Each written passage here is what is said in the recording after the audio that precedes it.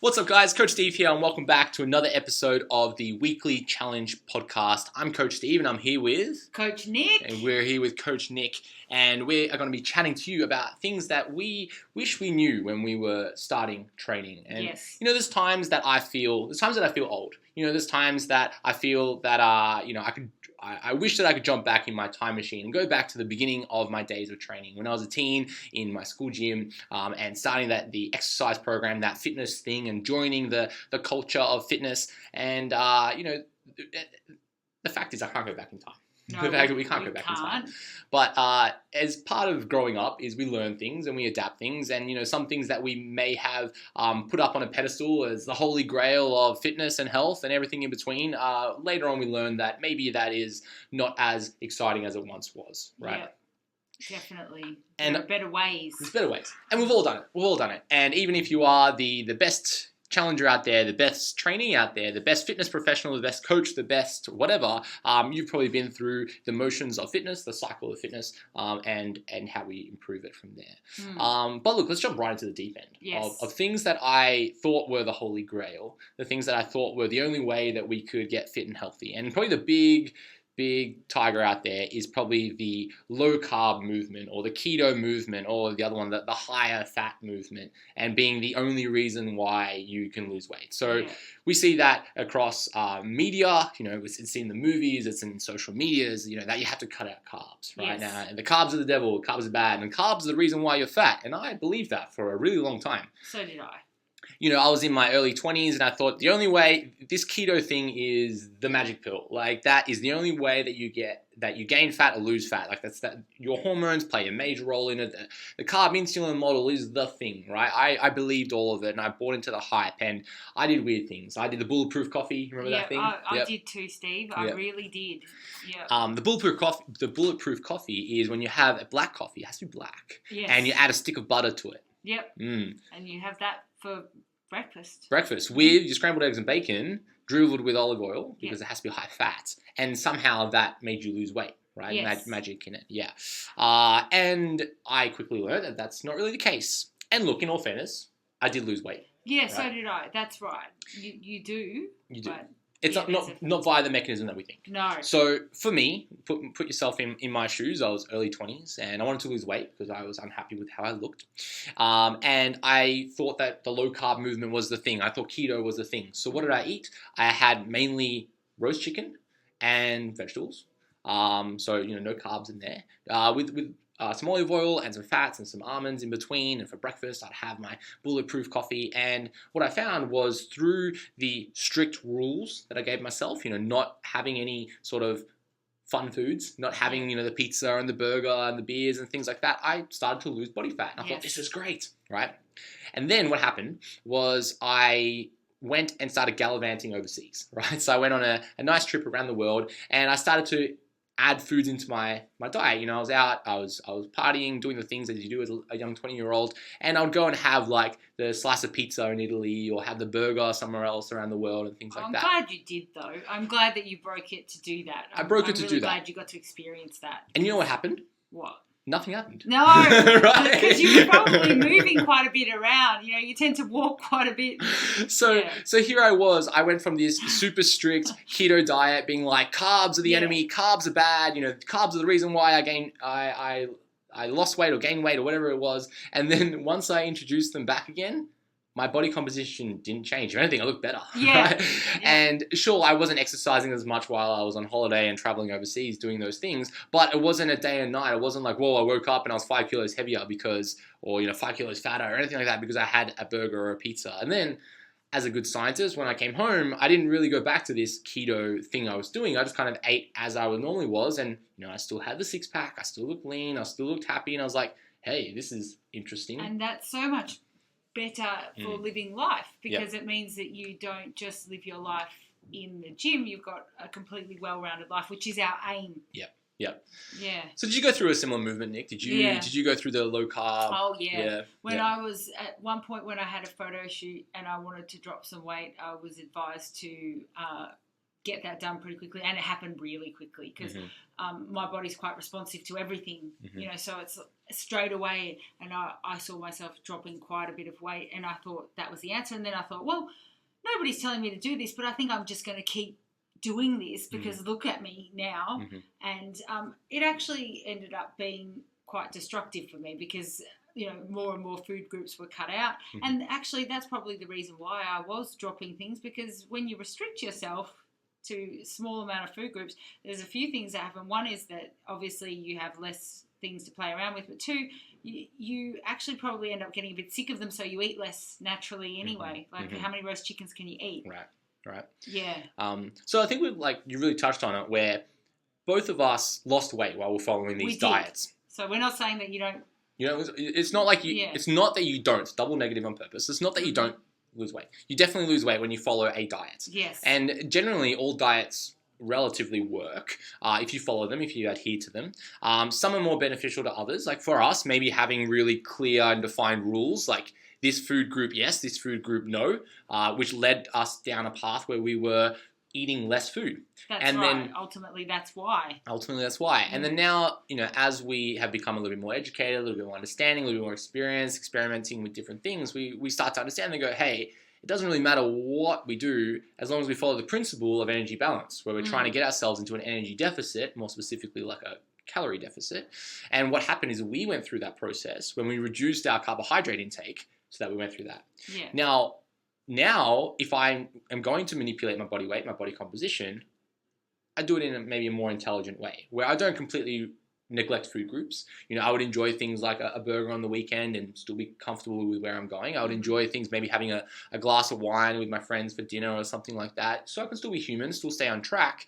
Helps me with adherence. Then now I can diet for longer without all the negative effects that come from cutting out food groups. Yeah. Just quickly for me, I lost my libido. I was always having aggressive mood swings. Yeah. I lost a lot of my friends because I ended up pissing them off because I was just a bad person. Well, you never wanted to have any beers with them, did you? No. Or even just like I was that person at parties. And if anything, I was becoming that person where I was like, looking at people's food being like, are you going to eat that? Did you know that having that slice of bread is making you fat? Like, I was that person. I didn't say it, but my eyes said it. So I became probably a quite toxic person to be around. I probably engulfed myself into the cult of the keto cult. And then, my performance went down. I started to lose lots of muscle. So I was, unable to train hard. I was unable to see progress. And sure, I looked lean, but I just looked skinny. Yes, and that might have jolted you out of it. Did that jolt you out of it? Yeah. When you lost your muscle? Well, if anything, that little trip away and I came back and then I was like less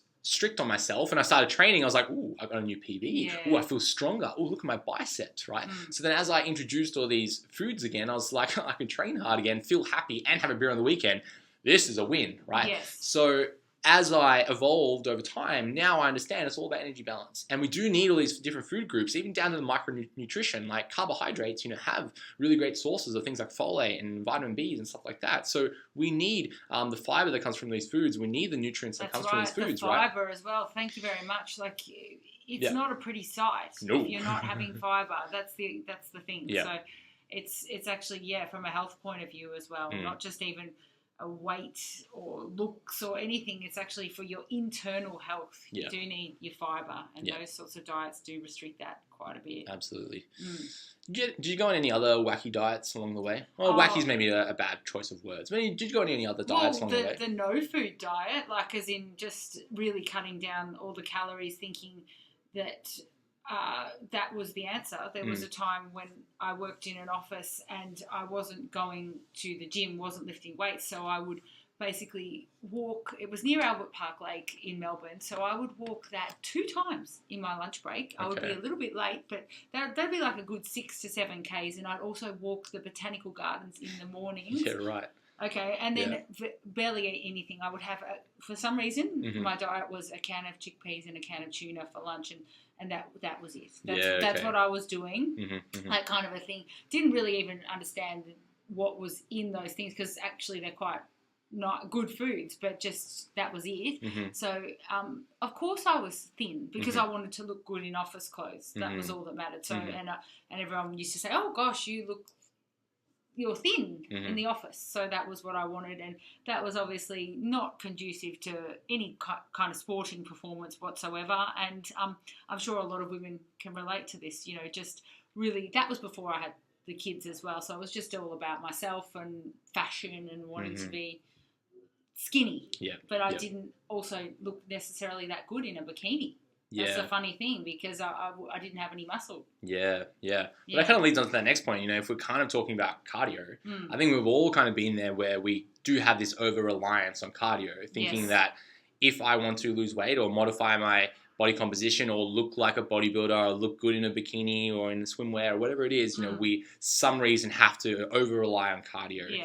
And, you know, that cardio could be that I need to do 10 walks a day or walk 15, 20 kilometers a day.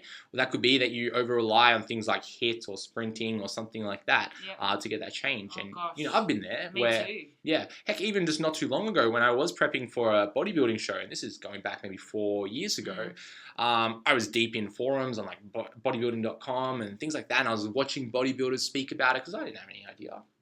And, you know, for some reason I found a thread of people talking about how you shouldn't train legs leading up to your show because that changes the definition in your legs for some reason. Right. So what they were talking about was using things like a Stairmaster to get definition in your legs as opposed to doing resistance training with your legs. Yeah. So of course I bought into that. Oh, whoa. So leading up to my show, I didn't train legs and I was doing just a Stairmaster, right? Yes. Because for some reason I thought that was a wise thing. Yeah. And this isn't too long ago, right? This is maybe like, 4 or 5 years ago, right? How times have changed. Oh, gosh. and yeah, you know, if you see photos of me up on stage, sure, I've got legs, they're there, but you know, they could have been so much more if I did continue to train legs as I was going through these last phases of my cut.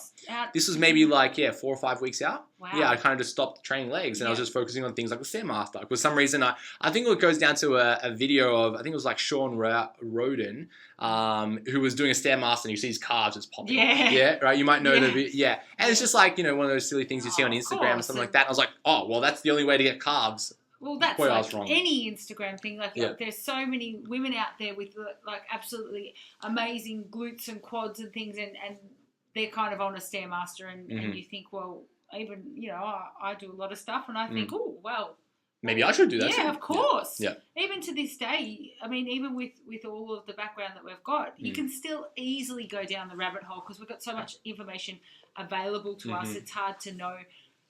Different things work for different people. Yeah. And but there are some basic principles that it's good to kind of get under control straight away. Like cardio, it's not going to fix any problems. No. If you're training for a massive endurance event, then that's what you have to do. Yeah. But other than that, it's not going to fix. Like if you had a bottle of wine last night, the cardio is not going to fix it. No. Sleeping would be better. Yeah. Actually, and just hydrating and getting back on track. So things like that, I've learned that over the years. And sometimes my fallback position might be to go, hang on a minute, because I teach the spin. It's like, well, I'll go crazy because I know that I wasn't that good, you know, but it never works. It actually makes me more inflamed and further away from what my goal is. Yeah. So, you know, even just speaking about cardio, like right now, people ask me, you know, what cardio do you do? As in, you know, Steve, what cardio do you do? And I feel bad when I tell people that I do no cardio. As in, what people's view of cardio is, like, I don't do it. I don't have a treadmill or a bike or a Stairmaster. I don't go for runs or anything like that. The only thing I do is walking. So I would walk my dog in the morning. Likely in the evening with my partner. It's a great time for us to go and do our steps. And I have a pretty good understanding of how much physical activity I do throughout the day. Yes. So for example, maybe a day like today or this recording, I might be sitting down for longer today. So I might compensate by, you know, actively going for a walk. And heck, after this recording, we might go for a walk, right? So I don't necessarily track my step count down to the number, but I've got a pretty good understanding from my experience. But in terms of cardio, I don't do cardio. And I think in the past, I used to rely on it a lot. But for my goals, I've become like very aware that what I'm trying to achieve, cardio isn't helpful. I agree. Even though my entire business, it's based on cardio for myself, I actually have to be very aware not to do too much at all. Because I need to maintain every bit of muscle that I've got for my show. I cannot afford to lose the muscle, and that's the first thing that goes. It just does. Yep. So. And we often see that resistance from challengers who join the challenge. So either previous challengers from years ago who might have been in the same mindset where I was, years ago, over-reliance on cardio. This was maybe 5 years ago that maybe they've done the challenge and then they join the challenge again being like, hey, this is different. It's like, well, yes, it is. And that's okay because we've learned and grown. The whole industry has gotten smarter. Or there's some people who have been influenced by media, talking about movies, talking about social medias, these types of things, thinking that, hey, I need to do lots of cardio. Why doesn't the plan have cardio?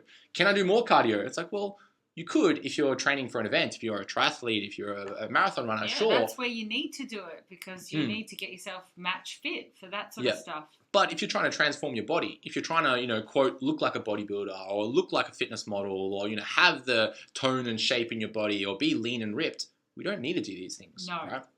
It really comes down to focusing on resistance training, maintaining as much muscle as we can, which is what we do now. I focus predominantly on resistance training, and then focusing on energy balance where we are consuming less energy than we expend, or the other way around. If you're trying to gain mass, we're trying to have more energy than we expend, right? Yes.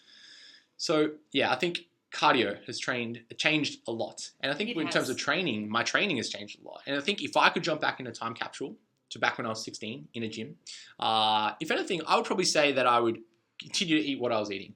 Where in general, I was young, I was active. I'd say, Steve, keep eating what you're eating. But in terms of training, I would probably be so much smarter with my training. Me too. I always think back because I'm so into the bodybuilding now. I think if I had started when I was 18, where would I be? Where would I have been? Yeah, that's what you can't help think that. But then knowledge has evolved because who would have been around back then to teach us that stuff anyway? Yeah. So hopefully in my time capsule, like very back to the future. Back to the future, I can talk to myself and like, you need to do this. Yeah.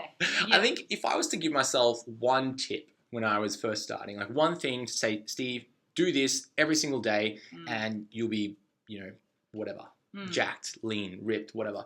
I think I'd just tell myself to track your training.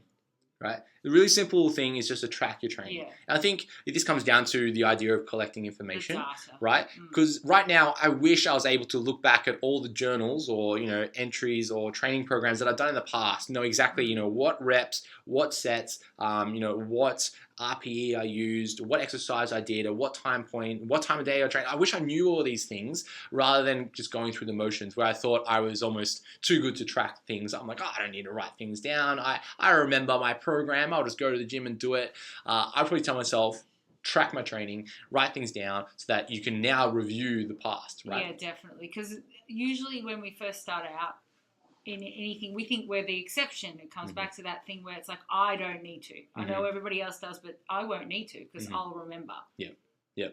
So definitely a good point.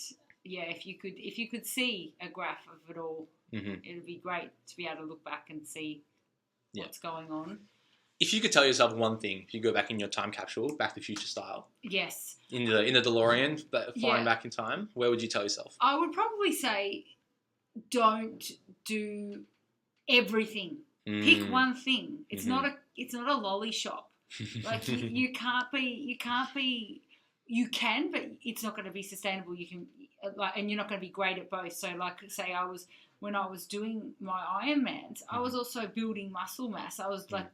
That was when I first cracked double body weight deadlift. But it's like, imagine carrying that muscle for that amount of time over an Ironman. So I just thought I could do everything. And now I realise, look back at photos and I'm like, you could have done with 10 kilos less of whatever just to complete that run without dying. Yeah. So it doesn't matter who tells you that you're great or like what coaches you've got. You can't do everything. So you need to choose. And you need to have a look at the body type that you might like to have, figure out what sport resonates with you. Just because I was okay at cycling doesn't mean that I had to become a triathlete, So I would go back and say, once again, you're not the exception. You can't do everything. Don't try and max yourself out at every turn for no reason, really. Because I guess it's sort of, when you first start in the gym, it's a bit like being at school, but like in a cool way, like where you can be the coolest kid. So it's like, lolly shop and you just go crazy. Yeah. So I would say pull it back and have a look at the physique that you really want and try and work towards that. Yeah. I think for me, I was definitely caught up in ego. Yeah, it's all ego. Not ego as in Freudian ego, like who I am, but ego as in like I'm in the gym, I need to be the biggest guy going around. And maybe that was, young, male orientated Steve, and maybe that was part of me developing into a well-rounded human in society. But when I was in the gym, I was all about ego. And I was the classic ego lifter where it was, how much did you lift? Bro, how much you benching? Like, I bench more than you, right? Yeah, that's just general bro conversations. So. And it was built into my program where I was doing things like chasing PBs. Yeah. Every time I go in the gym, I'd be like, okay, like, can I get another 1 rep max, right? Yeah. And looking back now, I'm like, geez, that was stupid. Right? Yeah, definitely. Because the thing is, high rep training, people just don't, because it's all about now, it looks good. It's glamorous to show your 1 rep or even 5 or 6 reps, but it's not going to get you necessarily the aesthetics that you want. No. So it's okay to back off the weight and actually go higher with the reps. Yeah. So I've learnt that. And also feel each rep. Yeah. Really feel it. Feel when you're in the gym and you will realise that you're not as good as you think you are. How it's like, I could do 2 hours and I can do this and do that. But if you actually sit and feel it, sometimes you can within 5 minutes you can go, oh, I'm gassed. Yeah, yeah. So I remember like, let's say talking about deadlifts, and you kind of said like chasing the double bodyweight deadlifts. I remember there was one point in time where I was chasing something like 3 plates on the deadlifts. That's 140 kilos. And I would have been maybe, 90 kilos at the time. And I thought I was like king it, right? Where I was like, yeah, I can do 140 kilos. And I had the works. I had the belt and the wraps and everything. I had a headband going, like music blaring, like, yeah. I wish I had a picture of that. And I thought I was the man, right? Yeah. And like, I remember like every time I go in the gym, I'd be chasing that number where I was like, yeah, okay, I've got to do it, yeah. And then like once I beat that, I'm like, oh, I've got to do the next one, yeah. You got your accent there too, your bro accent. Yeah, my bro accent. And every time I go to the gym, I'm like, yeah, I've got to beat that number. And for some reason, it wasn't a successful session unless I got that 1 rep max. I know, right? And that's the other thing, like defining what success means in the gym. It's not just about that one number. No. And then like, if I was really reflect on that, training or whatever I'd call it. It wasn't even training. It was just, going and doing a thing. I was sacrificing like range of motion to try to get that movement. Yep. I was sacrificing other body parts to try to get that lift. I was just maxing out and just fatiguing myself for nothing. And then now, I strip it back, and if anything, that like 140 that was my max is almost like my warm up now. Yeah, where I'm like, okay, grab the bar. You've got 10 reps. All right, okay, you're just getting into it. No wraps, no belt, no headband, no music. It's just what I do now. And it was very much once I took a step back to think about what I'm doing, feel the exercise. What am I trying to achieve? All right, it's a hip hinge. I'm trying to train my glutes, hamstrings, my back, my posterior chain.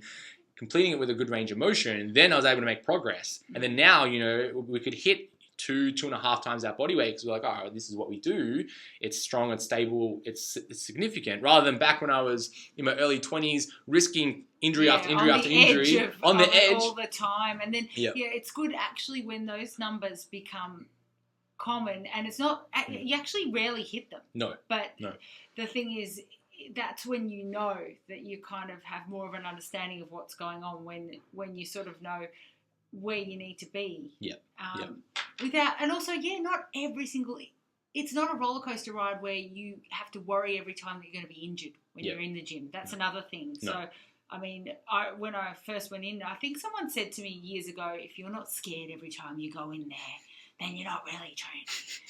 And you do take that on board. But the thing is, you don't have to, do you? No. You might be going in there and just doing some side raises or whatever you're doing. You don't have to have the fear of God in you every time you go in. Yeah, you don't have to stare Cthulhu in the face being like, I'm going to do this. No, it's not like that. It's not... the world isn't watching you with a camera and that kind of a thing. You actually need to take a step back and relax into it sometimes and say, there are days when you're not going to get the glory. You're just going to put in the work, and it's not very exciting. No. Most of the training that's really good for your body composition is freaking boring. It's boring. Yeah. It is. You know, it's no like glamorous like 100-meter sprints. Like if you watch someone like Usain Bolt and he's training, it's you know pretty boring, monotonous. It's no chalking up and you know, like all the photos the of clapping the chalk and everyone's around you. That's maybe a once a year thing. Yeah. That kind of thing. Yeah. Well, I remember unless you're a powerlifter. Yeah. Well, even in powerlifting, then, that's right. Like I don't remember where I heard it, and I would like to claim that it was my own quotes, but it's not my quotes. Mm-hmm. It's that you only have a certain amount of 1 rep max attempts in your life, right? There's only a certain amount of times that you can attempt a 1 rep max. And, you know, you might be lucky you get, 100 chances at a 1 rep max in your life. Maybe you get 50, right? But every time you go for that 1 rep max, it shouldn't just be an every week attempt. It should be something that you build up to, such as a powerlifting event. You know, maybe once a year you're maxing out. If anything, we're training in this suboptimal area, maybe 90% of our maximal effort, because when we do go to that max range, we don't see any progress. It's a waste of time. It just makes us tired. We risk that injury, that overload injury, and then often that high level of effort breaks down our quote form, whatever that is, where it's not anything that's conducive to something that's powerful. No, and the reward isn't as big as the effort that you expend to do that. So when you are trying to change your body composition, like we are in the challenge, it's just not worth it. No.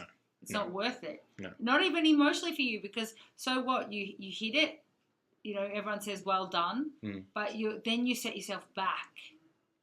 So you're a couple of weeks back, because it actually takes. That's the other thing. It takes longer to recover than you think it does. Yeah, absolutely. Yeah. Because your brain might go, oh, I'm feeling better, but it actually takes 2 or 3 days to recover from like a big pressing session. Yeah. Or a pulling session. Talking about like recovery, I think that's a big one. Oh, Absolutely. I think that's something I neglected a lot. Yeah. And then even just managing all the other factors that come into recovery. Yeah. And all the way down from, if we think of recovery kind of like a big pipe, we've got all like the water going into the pipe, and that's kind of all the stimulus that we're giving our body. Then we've got the pipe itself, which is, kind of slows down all the water and it has to kind of come out the other side. And then we've got all these other stresses in our life, poor quality sleep that adds like a filter in the pipes that slows the water down. We've got maybe like, work related things. We've got, our jobs in there, and it all adds little barriers for that recovery process. And for me, firstly, I was stuck at the front of the pipe where I was shoving everything in it. Yeah. I was doing like crazy amounts of volume of exercises. I was doing loads of like advanced techniques like drop sets and negative sets and partner assisted sets and all these other weird and wacky things that you see on the gram and on bodybuilding forums and stuff. As you can do. Basically, I was over relying on those things, seeing no progress, of course. Then I was not even focusing on things like good quality nutrition, good quality sleep, all these good recovery factors. And then I was trying to go in for a PB, and no wonder I wasn't seeing progress, because I was just so tired and I didn't know I was tired. No, that's the other thing. Because when you're young in a training age, it's almost uncool to recover. No. It's like it's just not cool. Yeah. But the older you get, the cooler it becomes. Yeah. Like maybe not old as in age, but training age. So like myself, I would say that I'm an old soul when it comes to training. I've been lifting for 10 years plus. So like for me, it's like it's not rest day, it's recovery day. Yeah, definitely. And like that's the other thing. It is really cool to have a recovery day. It's cool. It's not cool to be in the gym every day, all day. You know what's cooler than that? What's cool? Deloads. Yes. Deloads are cool. I'm having a deload week this week. It's very cool. Very cool. Absolutely. So you're not cool unless you know what a deload is and you're having a deload. Yeah, deloads exactly. are cool. Deloads are very cool. And you always come back better from that. That's the thing about all recovery. You need it to actually then be better than what you were. Yep. You'll never know unless you do it. Yeah. Because there's lots of people who go, and I'm sure I say there's lots of people, it's because it used to be me. Lots of people is me. I used to just go, I don't need it. I feel good. I will do 7 days a week of teaching spin, and then I'll go in and do all my weights. But it's like, well, why can't I complete that properly? Why is my form breaking? Why am I so grumpy? Why am I a naughty, mean mum that yells at the kids too quickly? Yeah. That kind of thing. Yeah. Why can't I get that 140 deadlift? I did it last week. Why can't I do it again? Yeah. Yeah. I think like if you think of your capacity as like a fuel gauge, right? And there's 50% fuel, there's 60, 70, 80, 100%, right? As we get more and more fatigued, like that fuel gets drained down. So you might be cruising right now at like a 50%. Yeah. But then your maximal effort mentally is that 100%, but really it's only 50%. So you might be putting in 100% effort, but really you've only got 50% of your capacity. If you spend a little bit of time to let that fuel gauge recover back to 100%, then you could you can match your 100% intensity with your 100% capacity.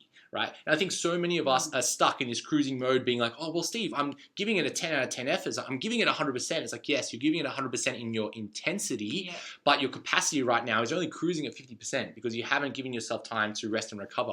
And maybe that's the reason why you've plateaued. Maybe that's the reason why you're not seeing change in your body. Maybe that's the reason why your weight isn't improving, or it's maybe regressing. You're not as strong as you were because you're just cruising at this 50% rate. And I was doing that when I was, too. I was training, every single day, and I was trying to push as hard as I can, and it was always like 100% effort. But then eventually I was just cruising at 50% for a long time without knowing. And then once I took a few days of rest, I kind of went through that super compensation, which is a little bit of a sports physiology for you. And I came back and I was like, oh, geez, PB after PB after PB. I was like, I feel good. This was great. Yeah. I think that's so important. Oh, me too. I think it's the key. And I think that if anyone's listening and thinking that they don't want to, you'll eventually come around. So come around straight away to it because it's the most important thing to do. It's like, that the saying of most of your gains, well, the things that are going to happen in your body are going to happen when training is over. It's not during training. No. It's what you do around your training that makes the training count. Yeah. You can pretty much cancel your training out if you're going, say you do your training, you jump in the car, you have a coffee straight away, and you're all in your head and you're stressed and you don't relax and you don't eat and you don't do those sorts of things. It's almost like it becomes, you don't get worse, but you don't get better. Yep. You just sort of stay in the middle. And that's just because people are so busy these days, and you think to yourself, wait a minute, it's like I should have the reward because I've done the training. It's like I'm owed this reward, but then if you don't put in to the bank the other way, it's going to just, you won't get worse, but you will not get better, will you? No. You won't see those changes. You won't be in that sort of the top 50 challenges, that kind of a thing. Yeah. It's kind of interesting you say that, because I think when we start an exercise program with Jordan Fitness, it's training is often a post effect. Like, I've done maybe I've overindulged for a long period of time. I need to, quote, burn it off. I need to, exercise because of what I've done in the past. And that might be a beginner kind of mindset, thinking of training as an after effect. And then as we become more advanced, we think as training as the pre-effect, where we go, I've trained now, I'm then not going to ruin my training by, overtraining or, doing X, Y, and Z. Such a good way of putting it. Yeah, so we've kind of moved this priority of, training after to training before this effect. That's maybe a mental shift, because now you're right. Like if I'm training after that, I'm focusing, all right, when's my next meal? When's my next bolus of protein? Like what am I going to do to rest and recover? Like how am I going to get myself ready for the next training session? Those types of things. Yeah. I think it's I'm not sure if it's when you've been on the stage and you've actually dieted down and you've seen what muscle is actually under there, and then you go in your head, you go, if only I had eaten after this training session or recovered a little bit more here, because where have my quads gone? Wait a minute, they were there, or was it that all body fat? That kind of thing. When you actually get to see your frame underneath it all, you kind of get that perspective, and then you get some regrets, and then you'll never do whatever it is that you'll do again for the next time. I think it's just that visual of yourself, so take it from me, I promise, like it's all under there, and you want to look after it the best you can. If you're investing your time in building it, you want to, it's like your little gold coin pile. You don't want to just give it away. No. Yeah. One other thing that I used to rely on a lot was, which most of us rely on, is training my abs. Right? Oh, yeah. I'd always have my little ab circuit at the end and things like that. I always used to do lots of ab work. And then I stopped because I just couldn't be bothered anymore. And then now, at the moment, I do next to no ab training. Me too. I don't do any, keyword of language. Bit of core stuff. Yeah, but keyword of language where I don't do any direct ab work. Yeah, but all of our training is... That's right. Going to, the compound lifts and things. You need your core for everything. Yeah. So for me, like when I see challenges saying like, where's all the ab work? And it's like, well, you don't need ab work. Your abs or your core, your midsection is actually being used with almost every exercise. Yes. Like if you are going to deadlift or to squat or overhead press or bench press, like you need your midsection to be on. So your core and your abs are being used in every single exercise. Yes. And so now I don't do any direct ab training. And there is actually a little bit of data that suggests that, where we do see lots of beginner and intermediate trainees get some really good abdominal growth just from an introduction to a full body exercise program without any direct ab work. Yes, if you are in this high level, advanced level, maybe like you and I, where our abs have developed to a certain point where to continue to see growth, yes, we might need to give direct ab work, but at the moment, I don't do any. I don't know. The only time I do ab work is to film ab videos. Yeah, me too. If I'm doing the circuits with everybody, I'll show, and that's pretty much. So you could say 5 to 10 minutes, maybe a week, and that's demonstrating. So that's not even really concentrating on my own training. No. I can see them to see what I need to do. So the first thing is if you see what's under there, once you start to see them, you go, well, for me, mine stand out quite a bit, and I'd say that's genetics, but also probably just development over the years of all the compound lifts, the big lifts. You have to, because otherwise, you'd fold in half if you're not using your core. Yeah, like I love it when people say things like, I have a weak core, and I get this in the clinic. People come to me and they're like, I've got a weak core. But they're standing there. They're standing upright. I'm like, you're standing upright. You've got a core. If you didn't, you'd fall over. Yeah. Right? So that's always a little funny thing I kind of say to myself. But I've gone and done quite a lot of extra training, like for example in Pilates, right? And through Pilates, you've probably done some Pilates yourself, and maybe you're listening to this and you've tried Pilates. When I was pregnant, I did it a lot on a reformer. I loved it. Yeah, and a lot of the movements we do are very much ab-based movements, and that's fine. And what I learned was that all this time training abs, I was never actually training my abs. I was training things like my hip flexors or things like my neck kind of flexors and things like that. And I wasn't actually actually doing lumbar flexion, which is what we do when we're training our abdominals. And I see people online doing things like high rep ab crunches or something like that, and they're doing it for speed. And it's like, well, what are you trying to do? If you try slowing it down, actually focused on flexing your spine and shortening the rectus abdominis, then you're doing ab work. At the moment, you're not doing ab work. You're doing something else. There's a lot of momentum there. You see a lot of ab work that's done with a lot of momentum. Yeah. And usually maybe people do 100 reps of something when if you slowed it down, you could probably manage 10. Yeah. Like my favorite thing I see online, which I always have a little giggle at, I'm sorry if you do this, is things like the Russian twist. Oh yeah. Where they're balancing on their sit bones or their sacrum or the iliac, and their legs are up in the air, and they're kind of just twisting their arms from side to side, and their torso isn't actually moving. They're just holding this hip flexor V-sit position, and they're just rotating their arms from side to side. I see a lot of people do that in any kind of classes, and I sort of that's where I bring in the stage experience, and I say you've actually got to, how when you're on stage you've got to actually twist and you've got quarter turn to the right. Exactly. So I like to say you've actually got to stay really still and move around. So look, ab training is not going to get you the abs. It's honestly it's the food. It's the food with the abs. So that's something to think of. And everyone has abs. Everyone has abs. So people go, I just don't have them. Yeah. They're there. It's just different body fat percentages. You can see abs at different stages. That's right. You can be reasonably lean and still not see your abs if they're just not structured that way. Some people you just can't see them until you're really, really lean. Really lean. Yeah. Abs aren't everything either. No. I love them, but I'm lucky because. But there are other bits of me that I don't have. So, it is what it is. It is what it is, yeah. And most of the time, when we do think about those low body fat percentages where you do see your abs, sometimes that's really difficult to see progress when you are such a low body fat. Yeah. And I think that's something that I've come to terms with, where I think in the past, maybe it was an identity issue, like me being, Coach Steve, the fitness guy, that I needed to be lean all year round. And what I found was that I wasn't able to see progress over time because I was so focused on constantly trying to diet and stay lean. But then now I've become accepting of, hey, it's okay to kind of go through, a cycle where maybe you go through a mass phase, a maintenance phase, then a lean phase, and then you kind of cycle through it. And through those mass phases, I'm able to grow muscle, I'm able to change my shape, and then when I lean down, I'm actually see change. I agree. I think I actually must say one positive about all the lockdowns and things, I think that gave everybody who was into bodybuilding a chance to actually chill out, and all of us got to put on maybe a bit of muscle mass as well as some body fat, because that's all we had to do. There were no shows, there was nothing. So I'd say that like the next batch of shows, you'll see a lot of development because we've all spent some time resting, recovering, growing. Exactly. So, and often that's the first goal in fitness is like, oh, I want everything. I want to look like that person.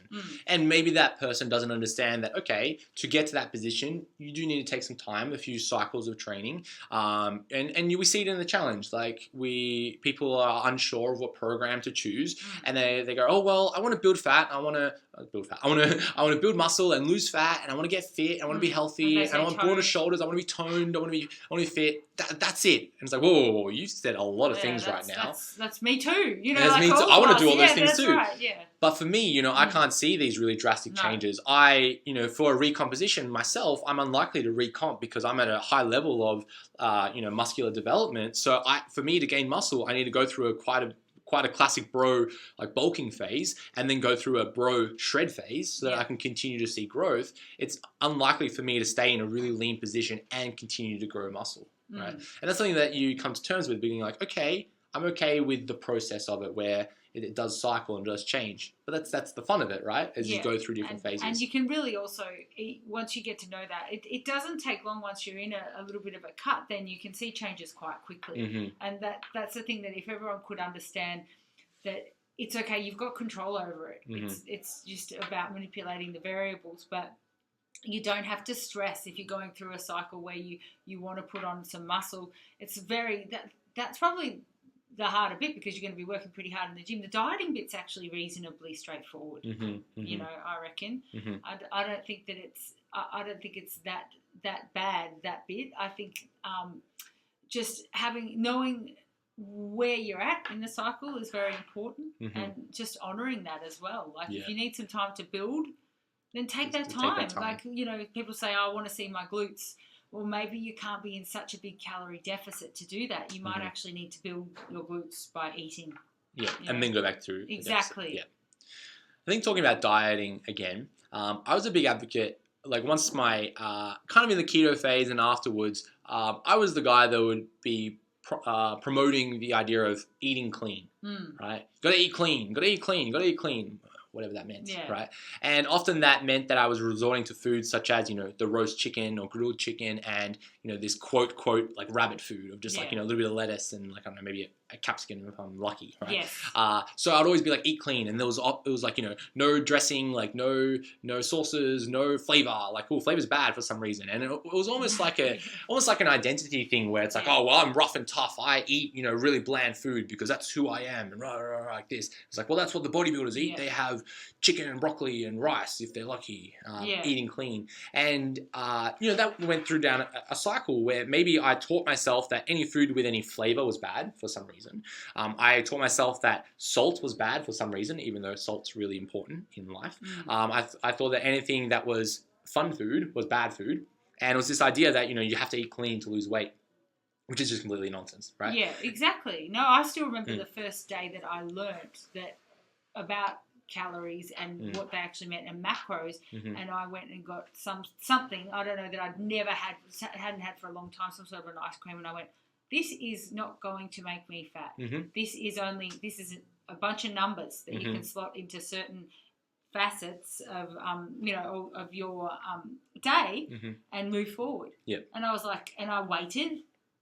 You're like, ooh, I'm like, it's like waiting. I've eaten this thing. You've eaten it, and then you're sitting on the scales waiting for the number to go up. And it's like, whoa. And there probably actually was, like you were saying, that super compensation. There's probably even that happened. I actually got lighter, which that's a whole other other topic. But it's interesting because it is a bunch of numbers. It is. And you need to discover that, and then what you need to do from that is go, I can't eat like a complete dork forever, because you go through that phase where you go, I can eat 10 tubs of Halo Top for my day, and but then you've got to go, wait a minute, let's factor in the nutrition. So there's a delicate balance there, but you can have a bit of fun when you find out about macros and what they mean, and no foods are good and no foods are bad. there's one account on Instagram I really enjoy. I think it's called My Fitness Chef. And he puts up like comparison photos where he would label one food as quote healthy. Oh, I love that. True. And then one food as labeled as like bad. Yeah, and we might find the link to that because that's really good. Yeah. And what he would do is you'd put up maybe like a bowl of, I don't know, like Cocoa Pops, right? You'd work out the calories in Cocoa Pops, and for some reason Cocoa Pops is labeled as bad food, right?